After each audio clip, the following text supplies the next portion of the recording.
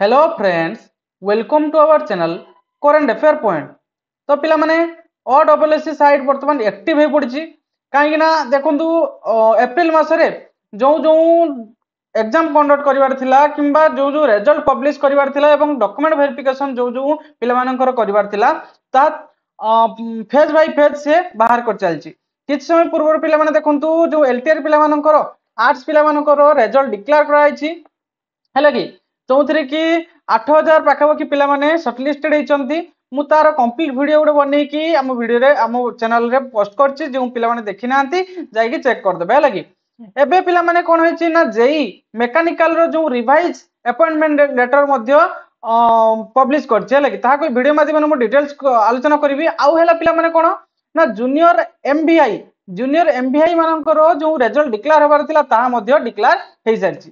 तो चलतु पिला माने आमे कंप्लीट ए नोटिस गुडी को देखि दबा। तो प्रथमे पिला माने जूनियर एमबीआई जो एग्जाम कंडक्ट कराइतला तारो रिजल्ट आज पब्लिश कराइछि बुझी होछि।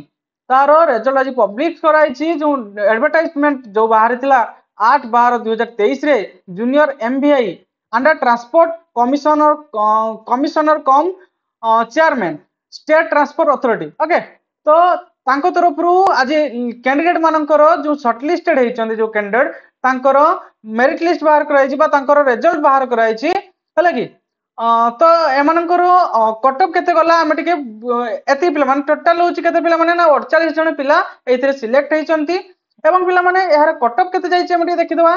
कटअप जाइछि पिला माने यूआर पिला मानकर जाइछि 101.5 यूआर वुमेन रे जाइछि 68 एससीबीसी रे जाइछि 101 एससीबीसी वुमेन रे 55.5 एससी रे 86 एससी वुमेन रे 53.5 एसटी रे 66.5 एसटी वुमेन रे 37.5 एवं एक्स एसएम रे माने एक्स सर्विसमैन रे 99 एवं एसपी रे जाइछि 72 एवं पीडब्ल्यूडी कैटेगरी 2 रे 52 कटअप जाइछि हला कि। तो पिला माने तुम मानकु जो माने भी सिलेक्टेड हेइचो तुम मानकु कांग्रेचुलेशन एवं जो माने भी सिलेक्टेड हेइ ना पिला माने मन दुख करिवार नाही आगो को मध्ये आवरी वैकेंसी बाहरिवार अछि ओके।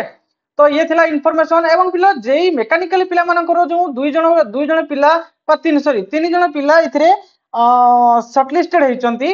तो से मानकर जो एग्जाम कंडक्ट कराइतला 8/12/2023 रे सॉरी नोटिस जो बाहर कराइतला 8/12/2023 रे बुझेला 8/12/2023 रे जो जूनियर इंजीनियर मेकानिकल रे जो एग्जाम कंडक्ट कराइतला तांको भितरु तीन जण किछि रिजल्ट बाहर कराइतला एवं आउ रिवाइज रिजल्ट रे तांकर जो वाटर ट्रांसपोर्ट अथॉरिटी क्षेत्र रे तीन जण सिलेक्ट हेइचंती अगेन एवं सेतिरे शॉर्टलिस्टेड मार्क केते तांकर माने कट ऑफ मार्क केते जाइतला पिला माने ना एथिरे तीन जण को मध्यरु दि जण यूआर एवं जणे एसटी पिला सिलेक्ट हेइचंती ओके।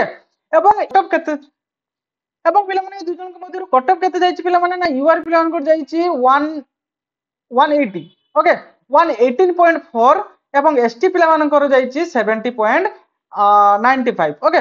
तो ये थिला गोटे छोट इनफॉरमेशन भाबुची पूरा कंप्लीट इनफॉरमेशन तुम मानकु जणाइछि ओके। एवं फास्ट अपडेट एवं इनफॉरमेशन पाइबा पई जॉब रिलेटेड हम चैनल को शेयर करंतु लाइक करंतु एवं सब्सक्राइब करंतु ओके। Thank you.